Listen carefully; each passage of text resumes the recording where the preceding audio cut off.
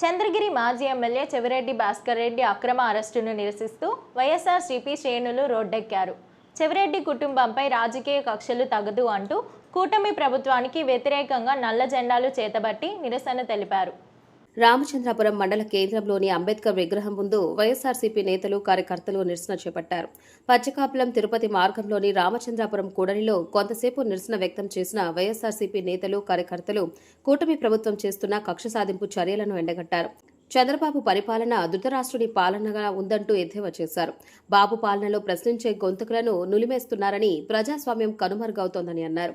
ప్రజలకిచ్చిన హామీలను నెరవేర్చడంలో నిర్లక్ష్యం చూపుతూ ప్రతిపక్ష పార్టీ నేతలపై కక్షలు సాధిస్తున్నారని అన్నారు.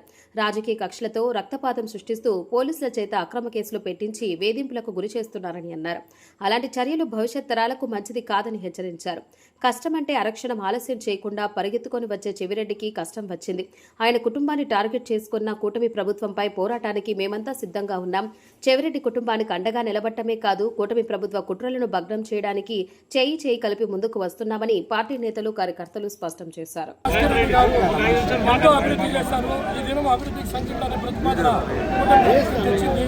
కనుక అందరూ ఆలోచించాల్సింది ఏంటంటే అభివృద్ధి వదిలేసి కక్ష సాధింపులతోనే ఈరోజు ఈ ప్రభుత్వం నడిపిస్తున్నారు.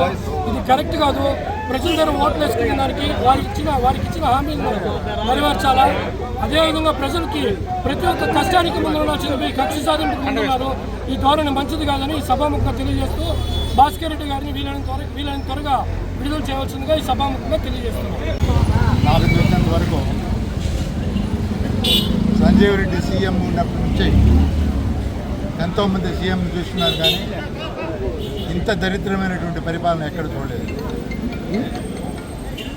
సంజీవ్ రెడ్డి, జలగం వెంగళరావు చాలామంది చాలా సంవత్సరాలుగా పరిపాలించారు, కానీ ఇంత దుష్ట పరిపాలన ఎప్పుడు చూడలేదు. ఇటువంటి పరిపాలన ఉండకూడదు. ఇది ప్రజలకు చెడు చేసే ప్రభుత్వము. ఆయన చంద్రబాబు నాయుడు గారు ఇచ్చినటువంటి 6 సూత్రాలు ఒక్క సూత్రం కూడా ఒక ఫార్ములా కూడా ఆయన చేయలేదు. కాబట్టి ఈ పరిపాలన నశించడానికి మనం అన్ని విధాల ప్రయత్నం చేయాలి. చెవిరెడ్డి భాస్కర్ రెడ్డిని కానీ అరెస్ట్ చేశారంటే అది అంత అన్యాయం. ఆయన ప్రతి కులానికి, ప్రతి ఇంటికి మంచి చేసినటువంటి వ్యక్తే కానీ ఎవరికి కానీ చెడ్డ చేసినటువంటి ప్రయత్నం లేదు.